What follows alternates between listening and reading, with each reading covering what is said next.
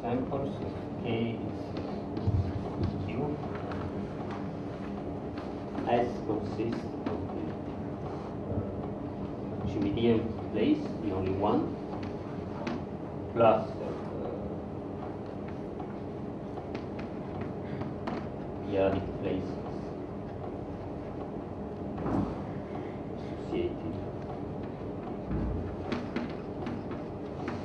to the primes P1,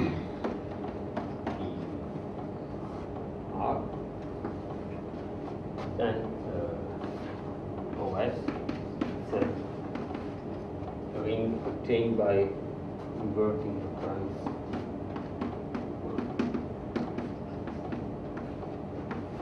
also the ring generated by 1 over 12.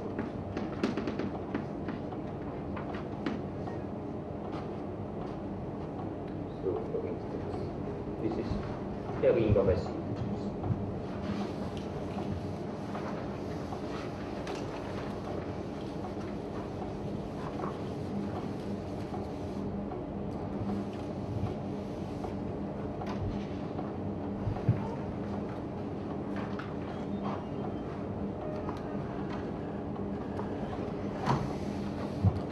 The group of S units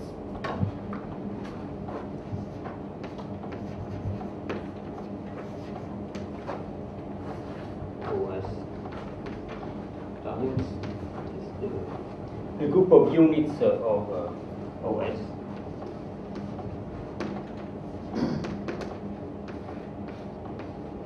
Which means the element of K which have absolute value exactly equal to 1 for every place outside S.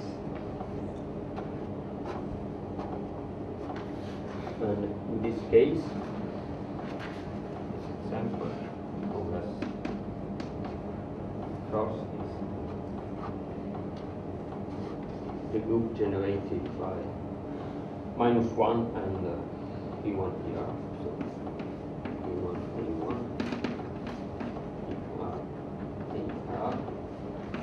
where back A1 is integral.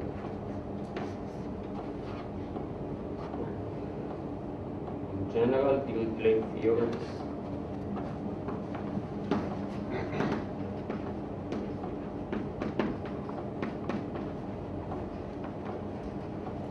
says that OS cross is finitely generated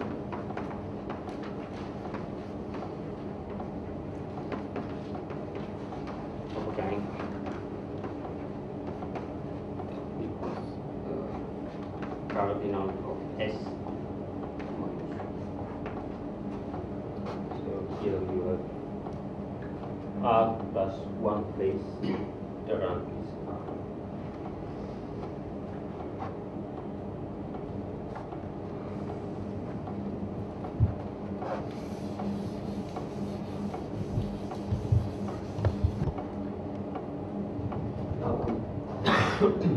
Now, if you have point P in n-dimensional projective space, okay, D as x naught x n, where each xi is an element k, and for every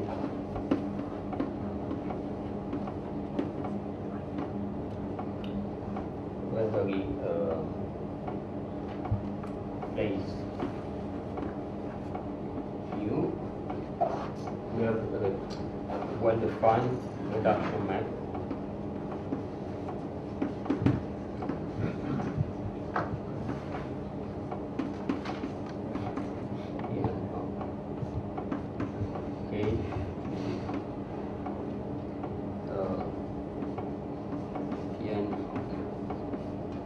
Residue fields of K minus modulo the maximal ideal, and mu is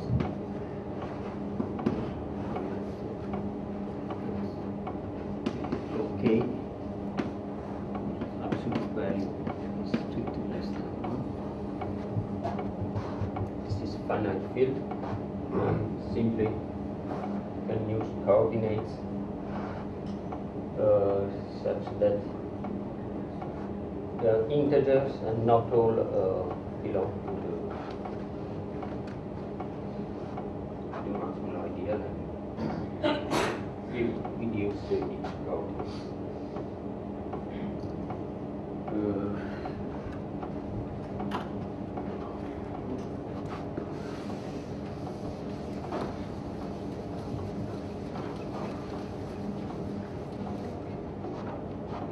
Now I'd like to define the notion of an integral point on an algebraic variety. So suppose that V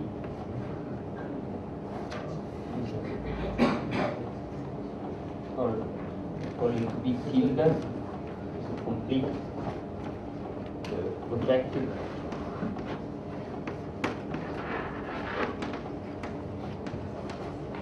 algebraic variety defined over the number k.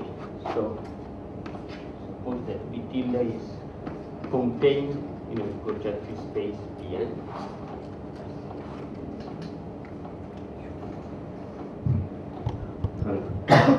So suppose V tilde is contained in a projective space Pn, and it's defined in Pn by a system of algebraic equations defined over K.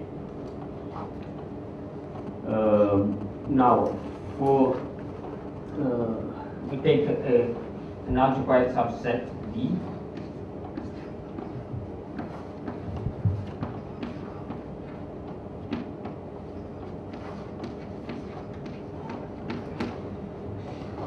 Excuse me? Yes. Is that Pn of OK or K this reduction one? You have taken K to Pn of OK to by It changes scalars and make it to OK. Well,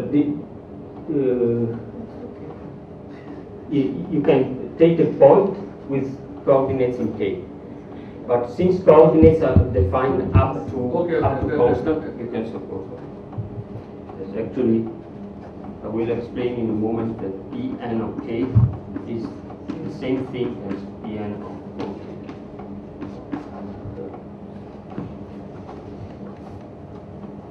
So, take an algebraic subset, we say that a rational point P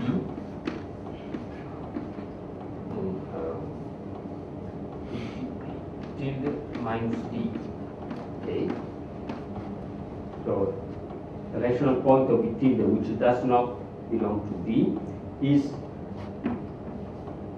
we say SD integral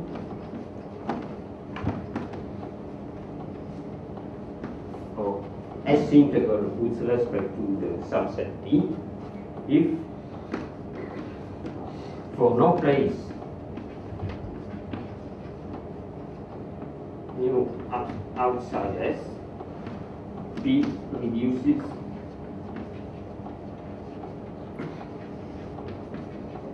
modulo mu to a point in D.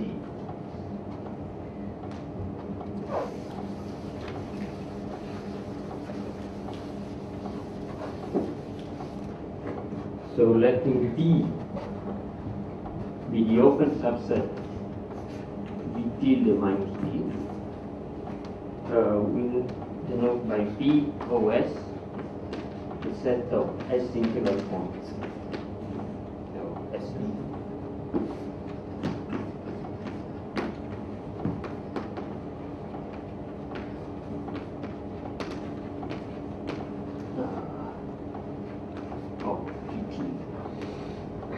Actually, this notion only depends on the open set V and not on its completion V tilde. Now I'll show how this notion of integrality is connected with the naive notion of integral points on an affine variety. Consider, for instance, B equals the affine line A1. So its natural completion, B tilde, is the projected line B1. And A1, the affine line, is embedded into the projected line by sending the point X to the point X1, projected coordinates. The complement of D in B tilde is subset D, consisting of just one point. This is the point 1, 0. 1, 0, also called the point infinity of the line. Now,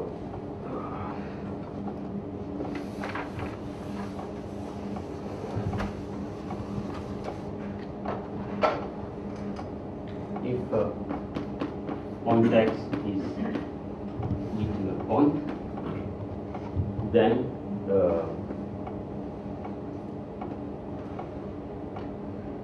X1, where X1 is this way. So this is a projective point which is never congruent to 1, 0 modulo any prime idea.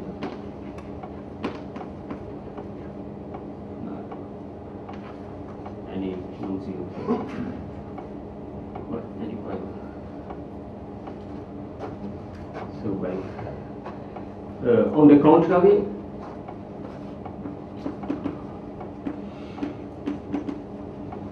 take a rational number which is not an integer, for instance 2/3.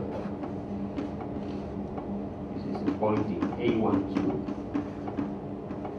It's not an integer. And if I embed A1 into B1, 2/3 is sent to 2/3 1, which is the same as 2, 3. Now I've written my point with coprime integral coordinates, and this is congruent to the point 2, 0, which is the same as 1, 0, which is the point at infinity, modulo 3. So this is the reason why it's not an integer. So we obtain that integral points on A1 are just integral points in the naive sense. And the same holds if B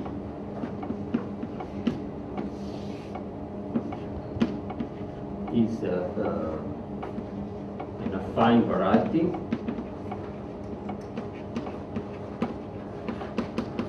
Affine variety means closed subset of An, and we can embed An into En in the canonical way by adding one coordinate, and so let B tilde be the closure of B in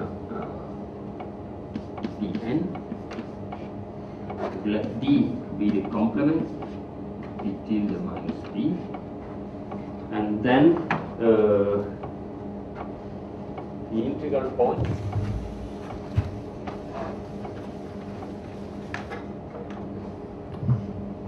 B or S are just the solutions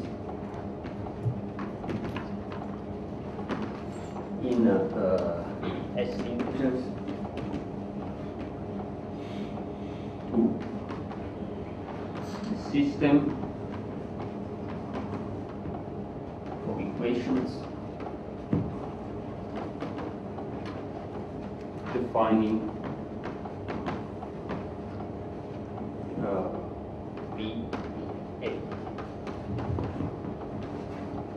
So the naive definition of integral points coincide with the more involved one I've just given, but the new one is more general.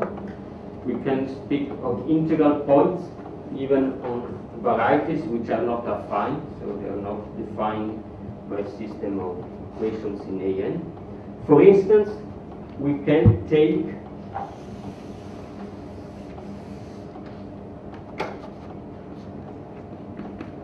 and consider the example where we take V with the empty set, so that V is the same as V tilde. So V is projective. I don't eliminate anything from the projective variety tilde. And what are the integral points on V? Well, there are rational points which satisfy a further condition which is empty now. They do not reduce to the empty set. It's clear. So these are just all rational points. For instance, in the projective space, rational and integral points are the same. But we can also work on varieties which are neither projective nor affine. For instance, if we remove one point from a smooth surface, we obtain a variety which is complete nor affine. And it makes sense to speak of integral points in this case. I show more examples. For instance, consider we have already seen P1 minus 1 point. Let's see the P1 minus 2 points. So fixed coordinate, consider 0, infinity. So 0 is the point 0, 1, and infinity is the point 1, 0. So this is B, or this B is isomorphic to the group variety GM, the group.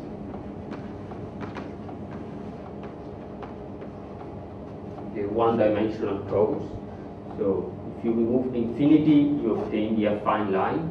If you remove the origin from the affine line, you obtain multiplicative group. And what is the set BOS? So GMOS.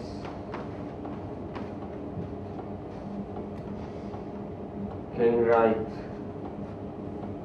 point X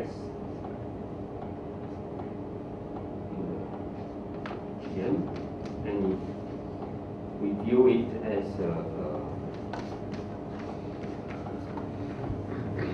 X1 and P1. The fact that X is integral with respect to infinity means, as we have just noticed here, that X is an integer in the usual sense, so it's an SE. It does not reduce to 1, 0 modulo any place. And the fact that X1 does not reduce to 0, 1 modulo any place outside S means that X belongs to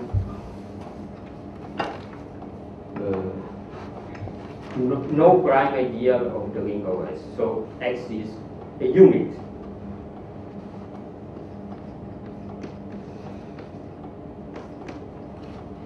So finally, GM S, the group of S integral points in the group variety GM, is the set of S units.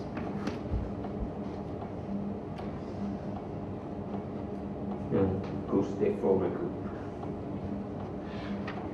Now consider another example, B1 minus 3 points.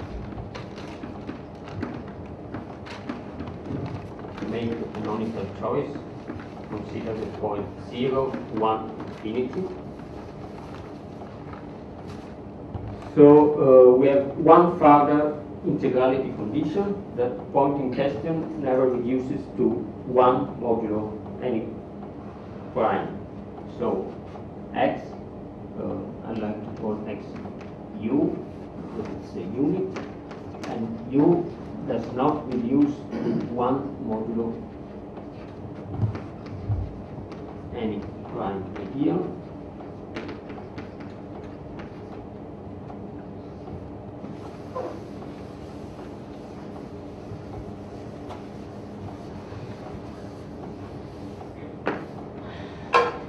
Which means that u minus 1 does not belong to any prime ideal, so u minus 1 is a unit. I call u minus 1, prefer to call it minus v, v is a unit, and so obtain u plus v equals 1. So S integral points, V is B1 minus 3 points. So S integral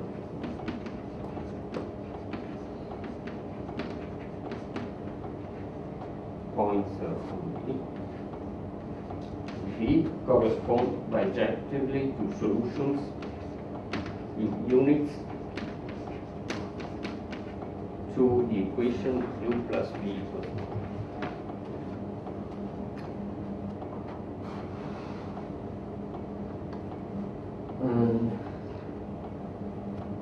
And this equation can be viewed as an exponential equation, and I've written it as a linear equation, but the unknown units, since the group of units is a multiplicative group and is finitely generated, I can turn this equation into an exponential one. For instance, consider the ring of integers. OS is Z1 over 30, so that 2, 3, and 5 become units. So the group of S units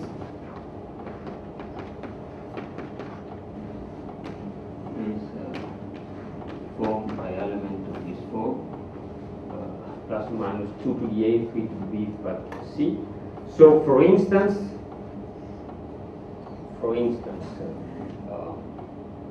every solution to 2 to the a plus 3 to the b equals 5 to the c defines gives u equals 2 to the a 5 minus 3, and b equals 3 to the b 5 minus c, and solution to this equation. So solution to this exponential Diophantine equation can be viewed as the integral points on a certain algebraic variety. Actually, such equations always have only finitely many solutions.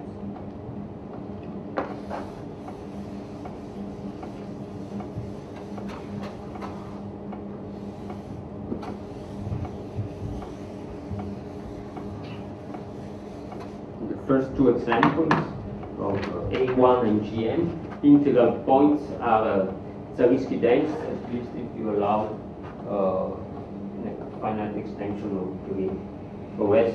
So if S has at least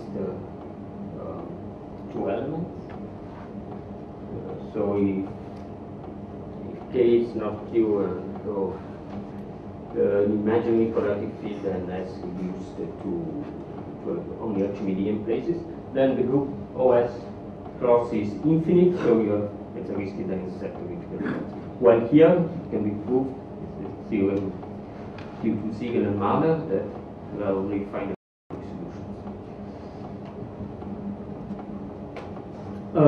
Now I'll show some examples in higher dimensions. So consider, for instance, P2. So B tilde is P2. We already said that if we remove a hyperplane, we obtain an affine variety, and the integral points are just the integral points in the naive sense. Here hyperplane means a line. So P2 minus one line is A2, and the integral points are just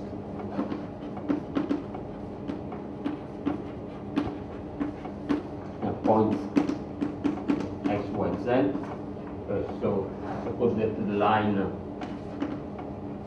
z equals 0. So z a unit. So if you let small x with capital X over z and y and small y is capital Y over z, then you obtain pairs x, y, OS cross OS. So the integral points on P2 minus one line are just pairs of integers in the usual sense. Now, what happens if we remove two lines?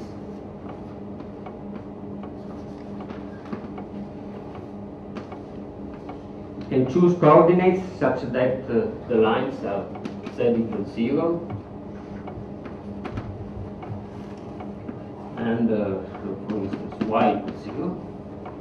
So we have to consider the pairs of integers x, y,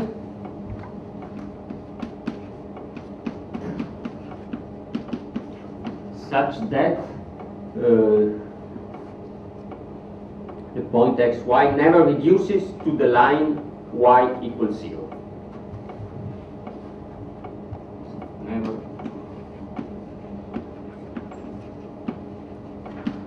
To y equals 0. So it means that y is a unit. So we obtain OS cross OS. This is the set of integral points on the complement of two lines in P2. And if we consider three lines in general positions,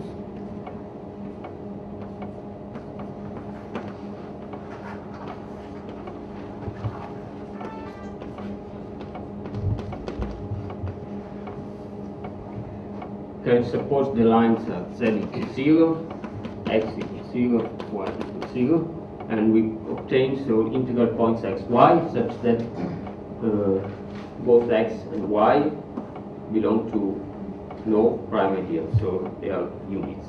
We obtain OS cross OS. And actually geometrically, P2 minus three lines in general position is isomorphic to GM cross GM. So if you remove the line at infinity, you obtain the plane, the affine plane.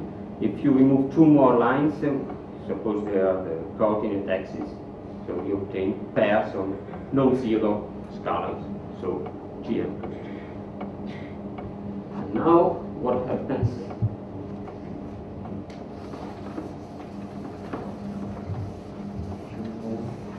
Four lines in general position.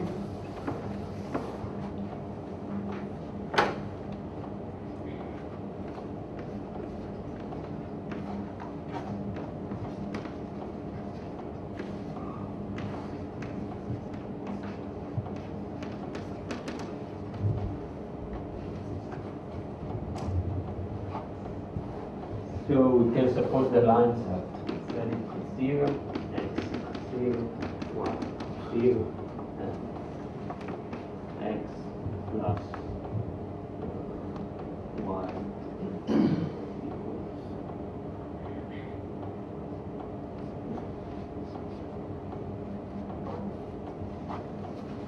Okay, so now you obtain a point. The first three integrality conditions give point. OS cross times OS cross. And xy corresponds to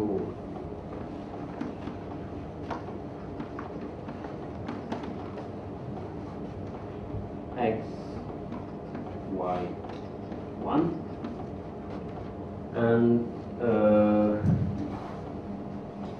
x, we want that x plus y minus 1, so you take that on the other side, never reduces to 0.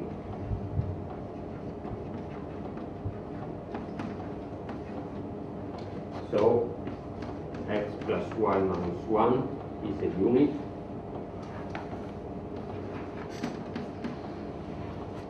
Call it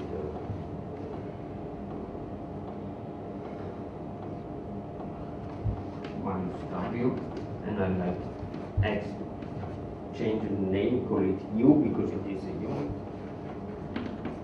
and v is also y is also a unit, so I call it v, and so I obtain the equation u plus v plus w equals 1 to be solved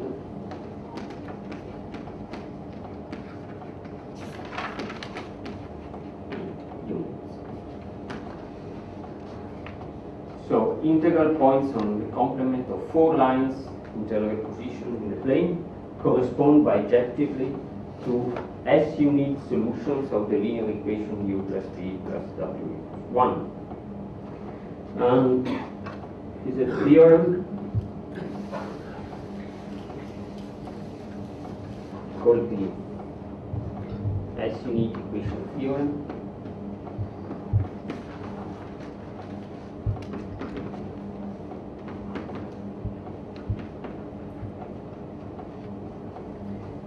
It was proved in a particular case by Dubois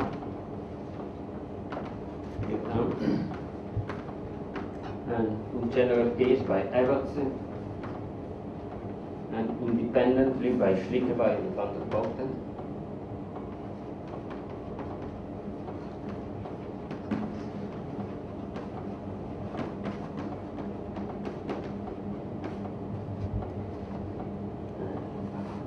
There are only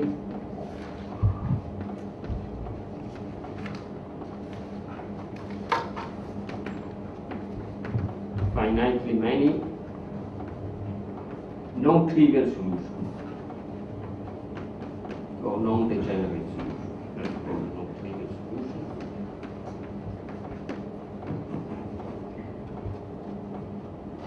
And trivial solutions are those for which one of the 3 unknown equals 1 and the other 2 eliminates each other. So solutions like 1, d, 1, d minus d. So this is u, w, but d is a unit, and you can terminate. So you have 3 infinite families of trivial solutions, and outside these 3 families you have only finitely many solution by a deep theorem, which is one of the first important applications of the subspace theorem. It was proved in the 70s, in particular case, and in the 80s.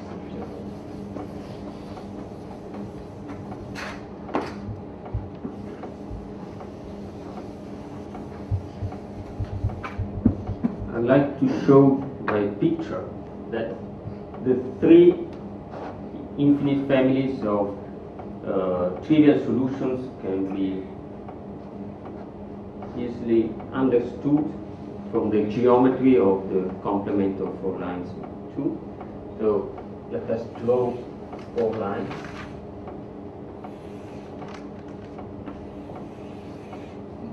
position, we have to consider the plane minus these 4 lines. If we join 2 singular points in this configuration,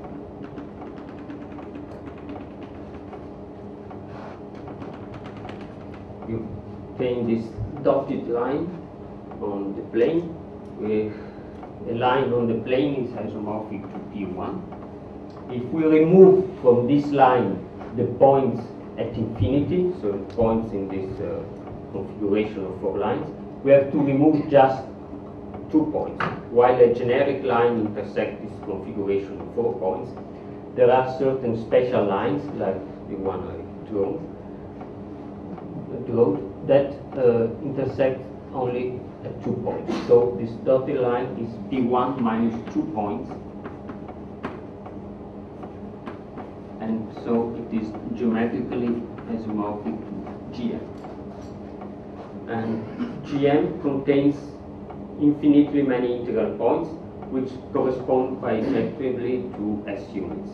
So every S units give an integral point in this line, integral with respect to these 2 points, and so we obtain infinite families of this kind. You see that trivial solutions correspond bijectively to units, which means points Gm. And there are 2 more dotted lines here, and another one is here.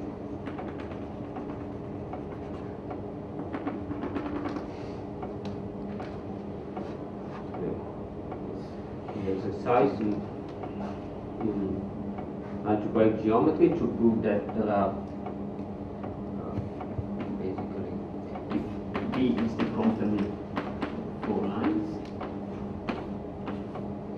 there are up to 2 endomorphisms of Gm, 3 non-constant maps from Gm to B. So there are 3 curves on the complement of 4 lines, which are parameterized by Gm, and they are just the 3 lines. So you think that there are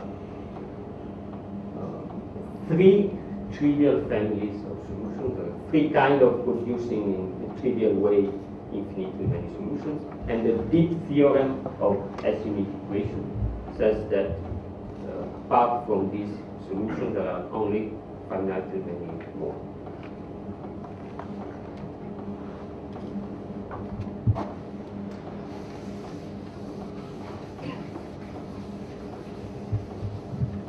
Now, let's see what happens if we remove a conic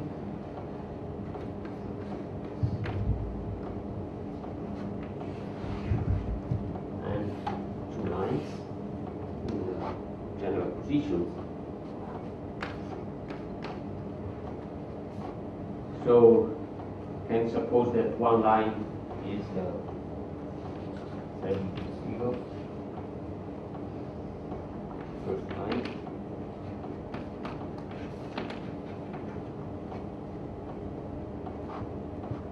and x equals 0, second line. So the integral points with respect to these 2 lines are pair of u y, so it's x y, but x should be called u because it's a unit, and y is any integers. These are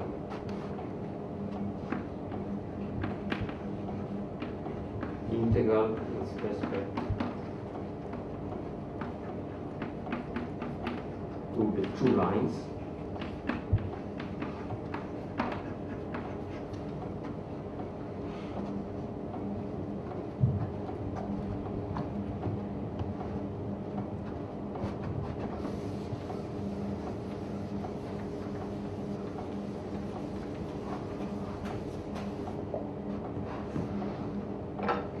Now conic, for instance, y square equals x squared plus 1, conic.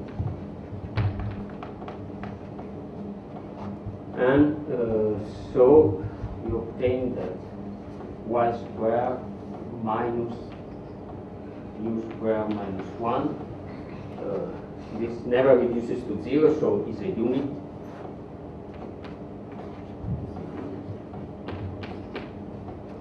And so you obtain the equation y squared equals u squared plus b plus 2. And actually, you say that here I have u squared, but basically units are always squares in the sense that since the group of units is finitely generated, the quotient of the group of units modulo subgroup of squares is finite. So up to enlarging the field, you can reduce also to the equation. The equation y squared equals u plus b plus 1. So, so the problem is finding two units such that the sum plus 1 is perfect square. For instance, you obtain equation of the form of y squared equals 2 to the a plus 3 to the b, 5 to the c plus 1, for instance, to be solved.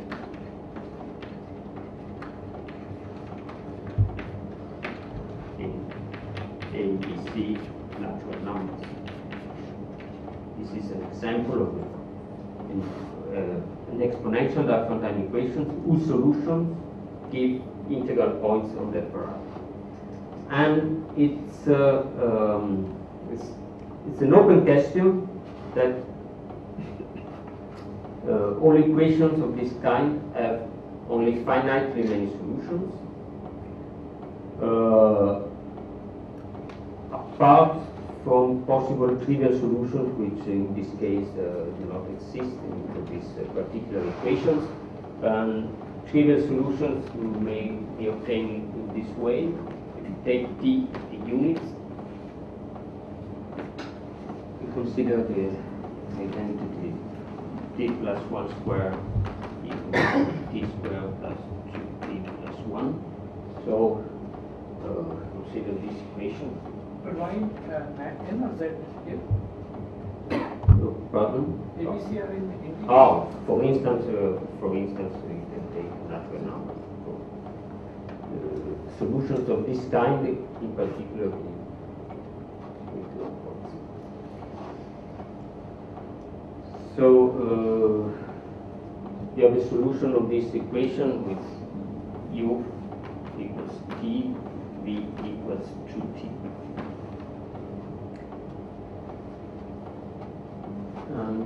You can say this infinite families in a similar way. Dotted line, which geometrically corresponds to a curve parameterized by G.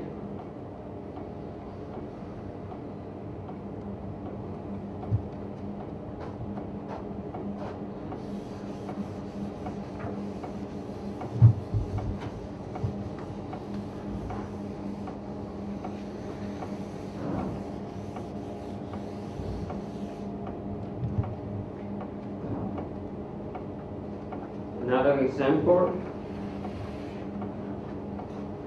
is the complement of a conic and two lines not in general position. So the two lines intersect on the conic without tangent. And so in this case, suppose the first line is z equals 0. The second line is x equals z, and the conic is xy equals z squared, for instance. So in this case, integral points correspond to integers x, y.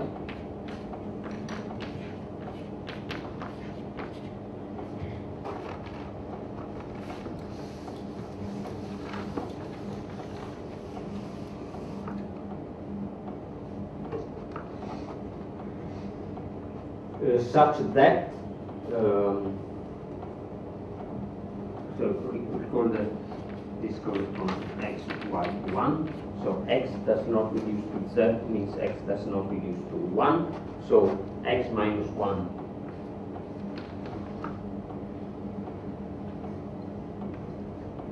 is a unit. And then we want that x, y minus 1 square is a unit, and x is u plus 1, so u plus 1 y equals to v plus 1, so you think y is v plus 1 or u plus 1.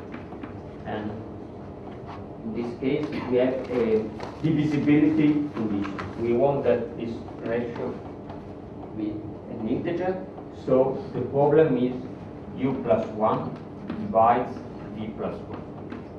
So integral points in this case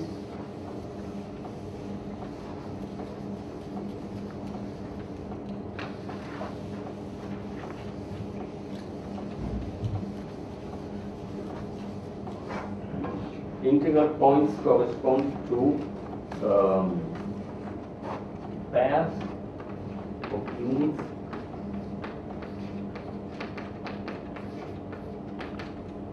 satisfying this divisibility condition.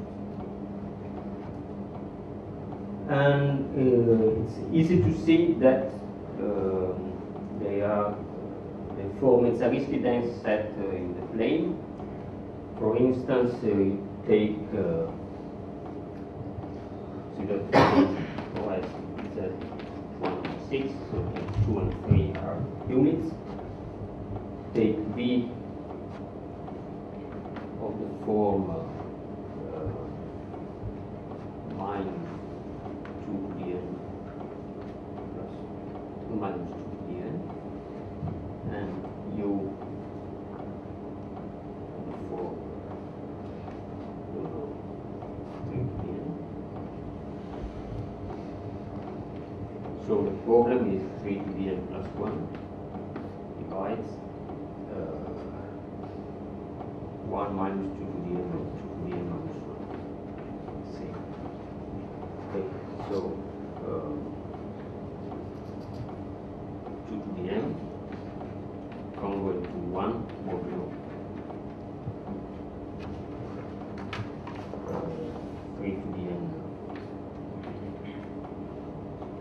Well, so this over the integers is the problem. 3 to the n plus 1 in z.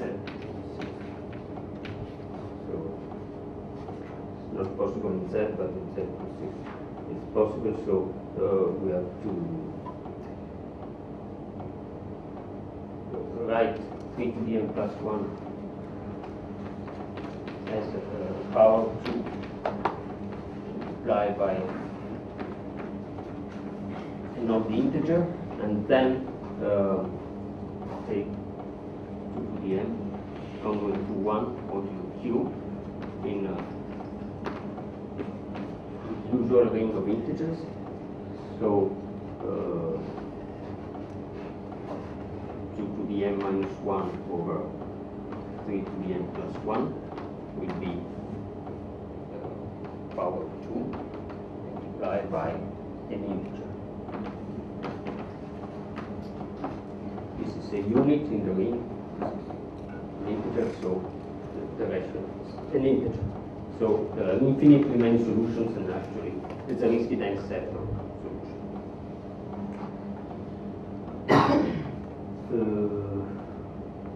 Well,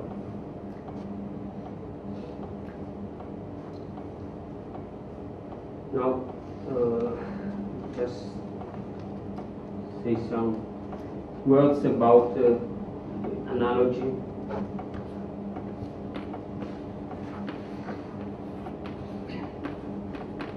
With complex analysis, complex geometry. And so in the program of the course by Gasparri that this analogy will be explored. He will introduce nonlinear theory. I will just restrict to giving some statements without any idea of the proof in this case. An integral points in a variety defined over a number field should correspond, according to this analogy, with the entire curves. So now B is defined over C. You can consider holomorphic maps from C to the set of complex points, which is an analytic variety, analytic manifold. And these are complex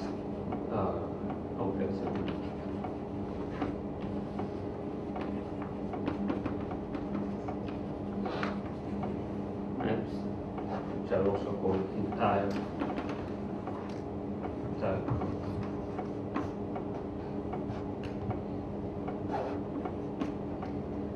So you can also see F as a map from C to the completion of the tilde, omitting the divisor at infinity, omitting the algebraic subset.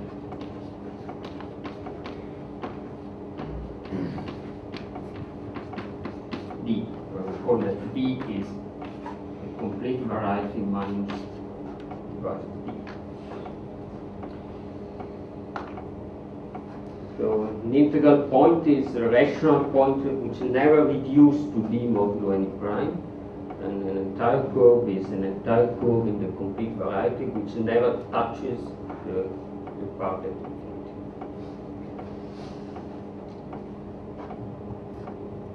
And it is conjectured that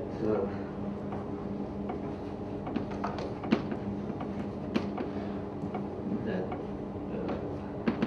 is an equivalence between these two conditions. First, B of S is Zariski dense,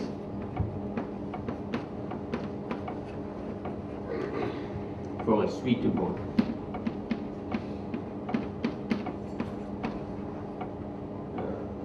ring of S integers.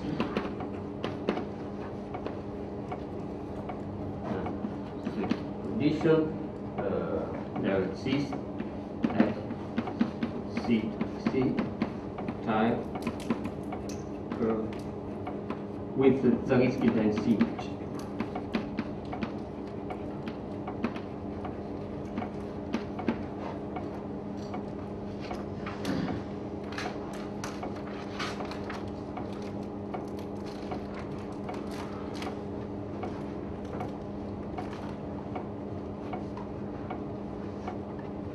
All the examples are shown. This analogy holds, but the penultimate example, so the equation y squared equals u plus b plus 1, said that this is an open problem in arithmetic to prove the generality of solutions, while in complex analysis it has been proved a few years ago. So it has been proved that if U and B are entire, never vanishing functions, such that U plus B plus 1 is a square in the ring of entire functions, which means geometrically that you have a rational, you have an entire curve on the complement of the conic and two lines. Then either U or B is constant, or there is an identity as the one I wrote. So U is B square and B is 2T, one is trivial identity. This is a recent result of Noguchi, Winkelmann, and Yamanori. For curves, for dimension 1, we have a clear picture, both in the arithmetic and in complex analytic setting. Now I'll give results.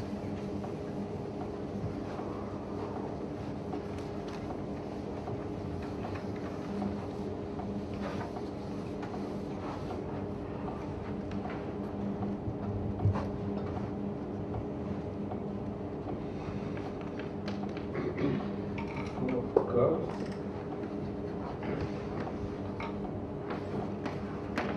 Dimension B equals 1.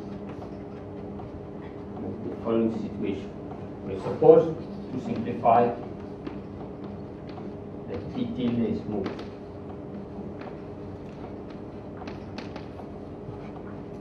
So B is topologically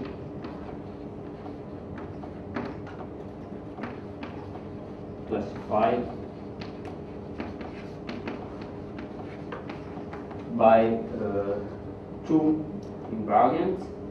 One is the genus G of tilde, and second invariant is let's call it R, cardinality of D. D now is a finite set of points on the curve. So B tilde minus finite set, which might even be empty. Now the theorem, which is due to Siegel, in particular case, quantum general, says the following: if B OS is Zariski dense, which is the same as infinite, irreducible variety of dimension 1, Zariski dense means infinite, then G equals 0 and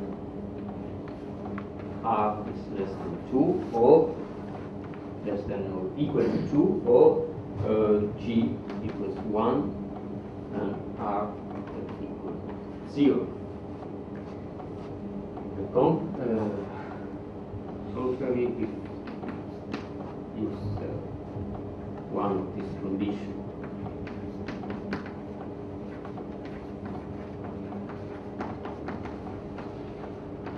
Satisfied. So one of this pair of conditions satisfied. So genus is 0 and that was 2 points at infinity, or the genus is 1 as the curve is complete, so we don't move anything. There exists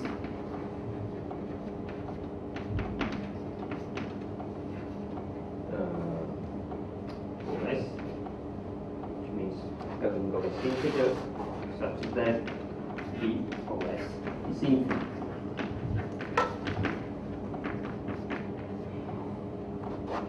So let's see what it means.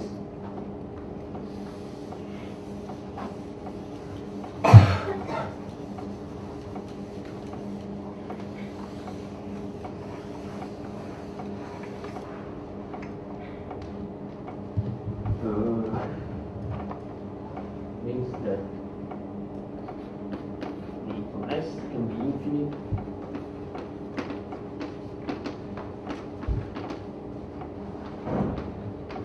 only in the following cases.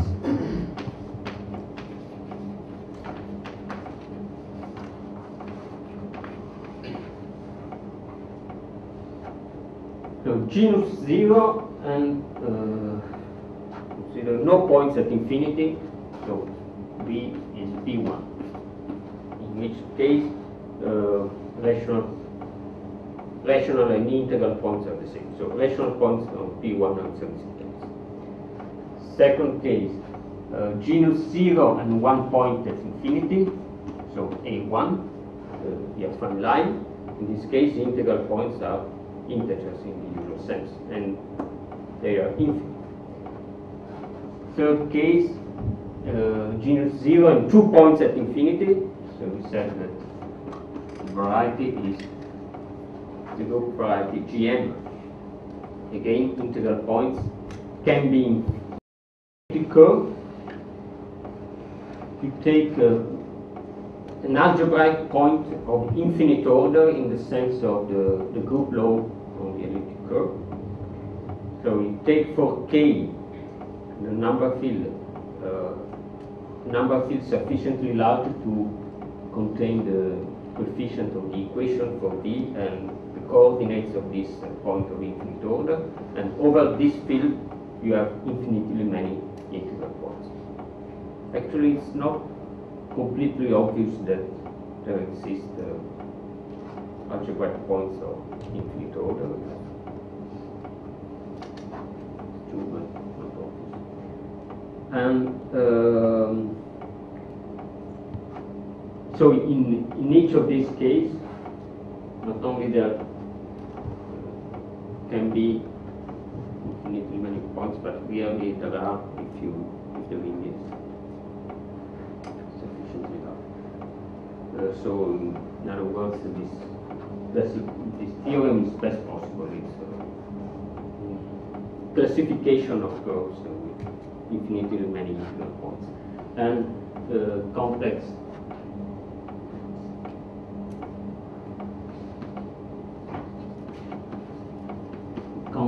analytic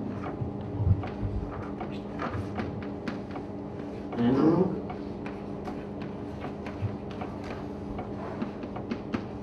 if V is a Riemann surface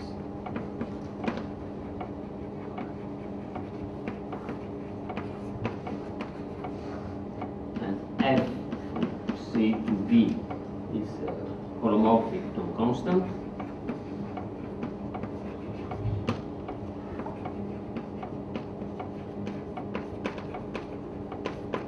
then B belongs to that list.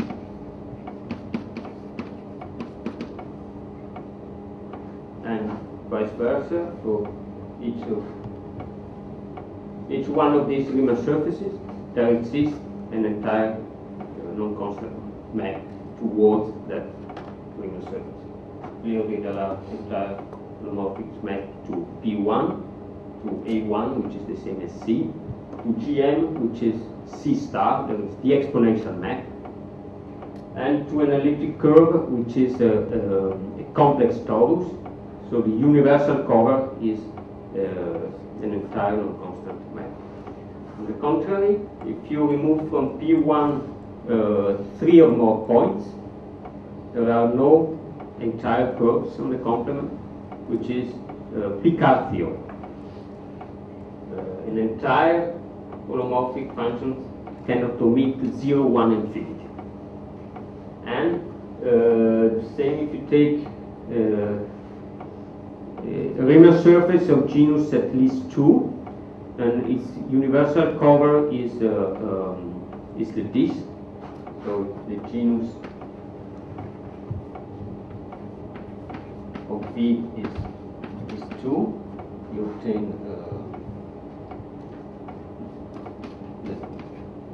this is delta is the disk. This this is the universal cover. Every map from C to B lifts to a map from C to delta because C is simply connected, and an entire function which is bounded is constant. So this map will also be constant. So this is the analog of Falken's theorem that rational points on D are finite. Okay, I think I can stop here for today.